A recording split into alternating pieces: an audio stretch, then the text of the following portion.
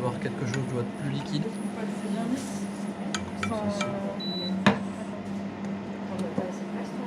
puis après, de toute façon, je vais le décuire.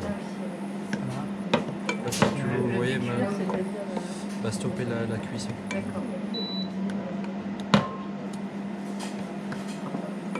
Là, j'ai vraiment quelque chose de liquide cette fois.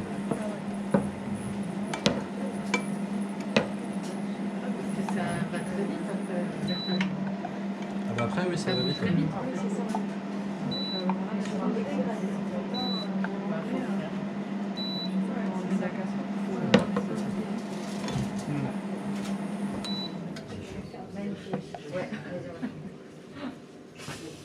T'as le malheur de laisser. On peut éteindre le four là? Oui, oui, tu peux éteindre, ouais.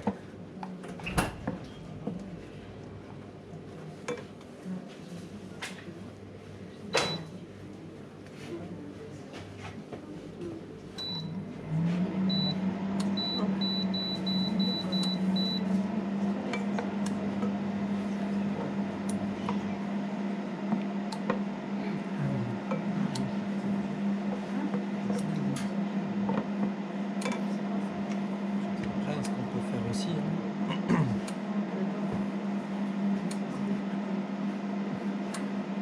si vous n'êtes pas sûr de la couleur,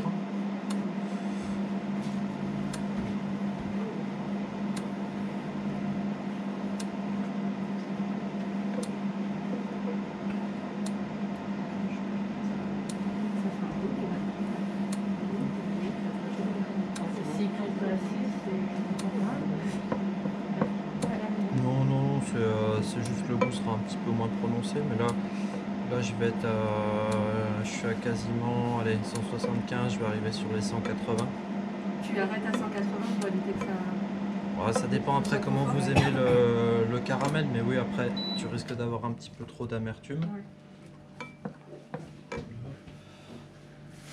Ouais. Je vais ajouter le beurre avec les cristaux de sel. Les gourmands.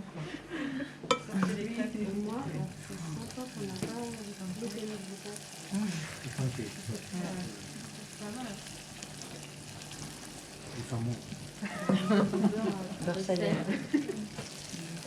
Pour le petit brunch, c'est bien.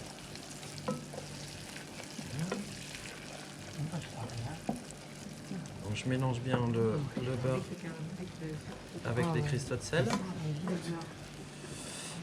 Là, ce que je vais faire maintenant, je vais ajouter voilà, ma crème chaude. Attention, non, je fais ça, c'est trop bon. Tu la réchauffes pas, tu laisses celle qui était. Bon, je l'avais laissé au chaud de toute façon là pour être sûr de ne pas avoir de morceaux. Je vais reporter l'ensemble en fait à 105 degrés. D'accord.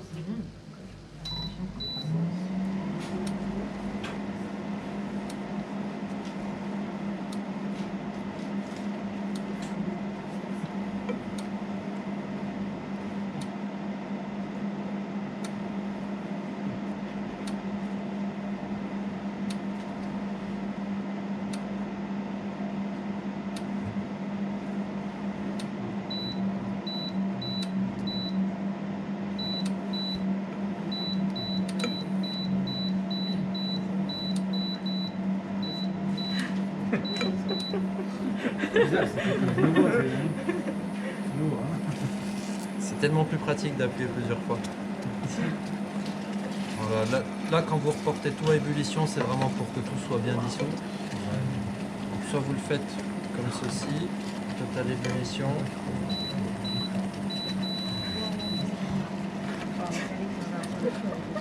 Soit vous le faites au thermomètre aussi.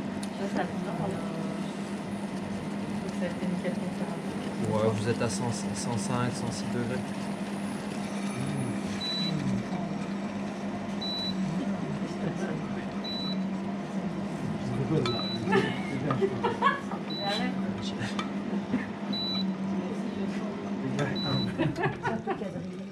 J'ai vu beaucoup de manière, donc c'est bon, tout va bien. Les mochis, là, Ouais, les mochis, j'ai bien senti. Très bien.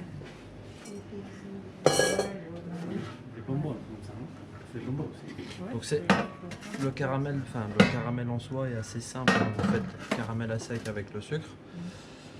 Ensuite, vous décuisez avec le beurre salé. Vous ajoutez la crème chaude. Et puis après, vous reportez à 105-106 degrés. Et c'est quand le 140 beurre? Comment? 140 grammes Bordeaux. Bordeaux. Ouais, il est là le... Ça c'est pas salé, là c'est salé. Ah Faut oui. mettre un peu, faut mettre. Ah, tout de suite. Ça par contre après, bon, on montera avec le caramel pour avoir une garniture qui va se tenir. Ouais. Voilà, donc là c'est parti, je vous laisse vous rappeler des ganaches, comment on fait. En gros, pour chaque ganache, ce que vous avez en premier, c'est la partie liquide. Donc que ce soit pulpe de framboise, lait de coco, crème liquide, ou pulpe de fruits de la passion, vous la chauffez. Ok. Environ, si vous voulez un ordre d'idée, une cinquantaine de degrés. Ok. Et la couverture, pareil, vous pouvez la chauffer, vous la liquéfiez jusqu'à aller 45, max 50 degrés. Ok. À Voilà, part comme ou par exemple pour le lait de coco et le chocolat au lait, on fait lait de coco d'un côté et chocolat de l'autre, oui. Voilà. Pour ceux qui font chocolat noir, vous mettez le miel avec la crème liquide. Pour framboise pistache, mélangez la pulpe avec la pâte de pistache. Ok. Et puis après, sinon, voilà, ça ressemble de toute façon à la ganache qu'on a fait pour la tarte chocolat. Tu fais fondre la lactée 38 au bain-marie. Ouais, ou le micro-ondes hein, si tu préfères. À la fin, on va Fais pulpe 45-50, chocolat 45-50. Vas-y.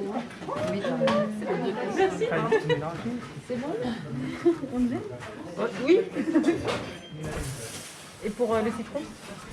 Pour le citron, alors, le citron, il faudra le mettre après. Vous chauffez déjà la crème et la couverture. Et puis après, tu mettras ensuite le citron. La crème et la couverture? Tu chauffes ta crème, tu chauffes ta couverture à part, et puis après tu verses la crème en 3 fois sur la couverture. Ouais.